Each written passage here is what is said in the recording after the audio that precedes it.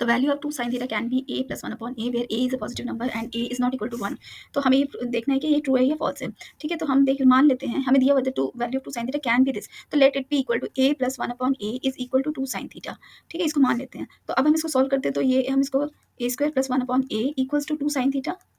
तो यहाँ पर हम इसको लिख सकते हैं a square plus one equals to two sine theta into a, और we can say that a square minus two sine theta into a plus one equals to zero. ठीक है, तो अब हम इसको ये एक क्वाड्रेटिक इक्वेशन करके इसको हम सॉल्व करते हैं। तो यहाँ पर हम देखेंगे डी डिस्क्रिमिनेंट मेथड से करते हैं, d equals to b square minus four a c. तो यहाँ देख लेते हैं, it is minus two sine theta whole square minus four into one into one.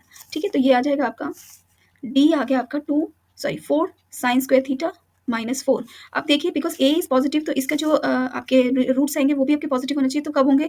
अगर वो रियल होंगे। ठीक है, तो यानी डिस्क्रिमिनेंट अगर ग्रेटर देन जीरो होगा तो आपका इसके रियल रूट्स आएंगे। तो हम यहाँ पर डिस्क्रिमिनेंट को डी इज ग्रेटर देन और इक्वल टू जीरो लेते हैं। तो ये हो जाएगा four sine square theta minus four is greater than zero. ठीक है, तो यहाँ से फोर हम कॉमन लेते हैं, ये आ जाएगा sine square theta minus one is greater than zero, और we can say that sine square theta minus one is greater than zero, और यहाँ से हम कह सकते हैं sine square theta is greater than one. ठीक है, तो अब इसके दो वैल्यूज आ जाएंगे। क्या कहेंगे? एक तो होगा या तो साइन स्क्वायर थीटा जो है आपका ग्रेटर देन वन है, या फिर साइन स्क्वायर थीटा जो है आपका इक्वल टू वन है। ठीक है, तो अब साइन स्क्वायर थीटा तो ग्रेटर देन वन हो नहीं सकता, क्योंकि हमारी साइन थीटा की जो मैक्सिमम वैल्यू क्या होती है वो वन होती है।